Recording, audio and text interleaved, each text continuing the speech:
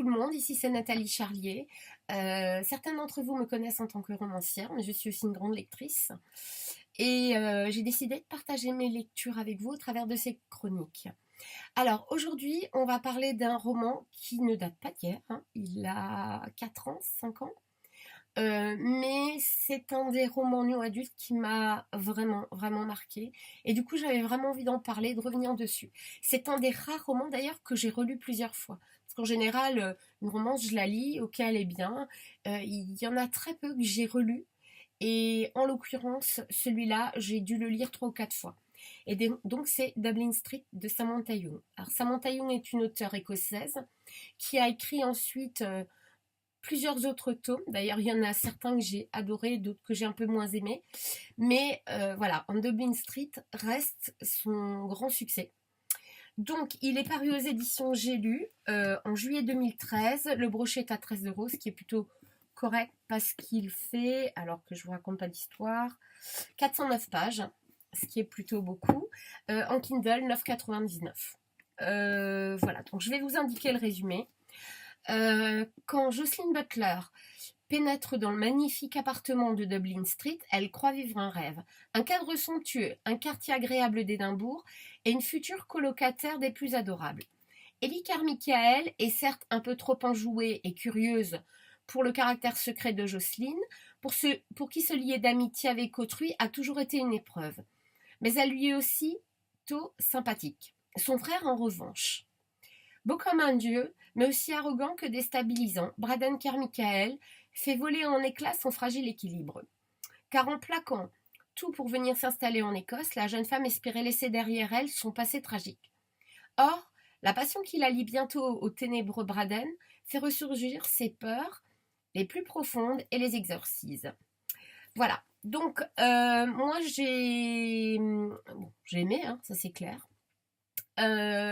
C'est un roman qui m'a fait redécouvrir ou découvrir et surtout donner envie de visiter Édimbourg parce que c'est très sincèrement une, une, une ode à cette ville. Et du coup, moi, j'ai vraiment envie d'y aller en plus parce que j'ai, paraît-il, des origines écossaises. En tout cas, mon nom de jeune fille, c'est Love, donc voilà, c'est anglo-saxon. Et pour le coup, ouais, j'aimerais vraiment visiter. Sinon, que dire. J'ai adoré le style de l'auteur. Elle a beaucoup, beaucoup d'humour. Et moi, j'aime quand dans un roman, je ris. Ou au moins que je souris souvent. Et là, c'était le cas. C'est très fluide, c'est extrêmement bien écrit.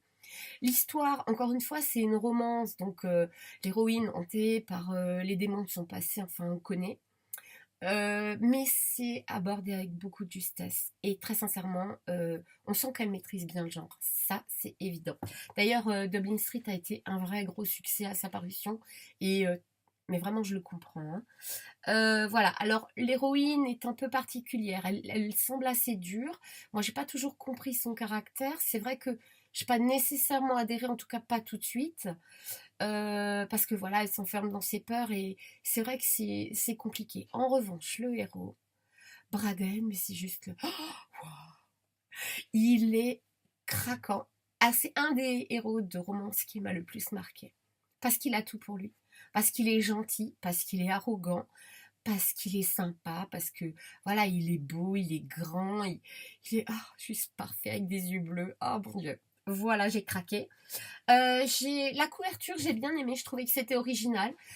Du coup, c'est vrai que moi, je me suis basée sur cette couverture-là. Enfin, elle m'avait assez plu pour que, pour mes propres romans Troublante Obsession, je mette un foulard en travers. Donc, clairement, c'était inspiré de ça, même si c'est pas du tout la même couverture. Voilà, l'histoire est assez conventionnelle, mais encore une fois, elle est extrêmement, extrêmement bien traitée. Et pour le coup, moi, je lui mets un bon 17/20. Ce qui est assez rare en romance quand même, parce que voilà, quand on en lit et qu'on en lit beaucoup et depuis longtemps, on a tendance à s'ennuyer assez régulièrement. Mais là, vraiment, Dublin Street, pas une minute. Et même les autres, les suivants, je les ai tous aimés parce que au-delà de l'histoire qui souvent est assez simple, c'est tout le contexte qui est décrit. Enfin, moi, j'avais l'impression d'être à Édimbourg alors que j'ai jamais foutu les pieds. Du coup, j'allais sur Google Street View pour regarder un peu à quoi ça ressemblait. Et c'est l'humour de l'auteur et c'est la fluidité de son écriture. Et vraiment, c'est ce que j'aimais. Et ça fait que je suis de très près ce que fait Samantha Young. Dès qu'un bouquin sort en français, voilà, pour moi, c'est une valeur sûre. Donc, j'achète. Voilà, c'est tout pour aujourd'hui. Je vous embrasse bien fort. Je vous dis à très bientôt pour une autre chronique. Bye bye.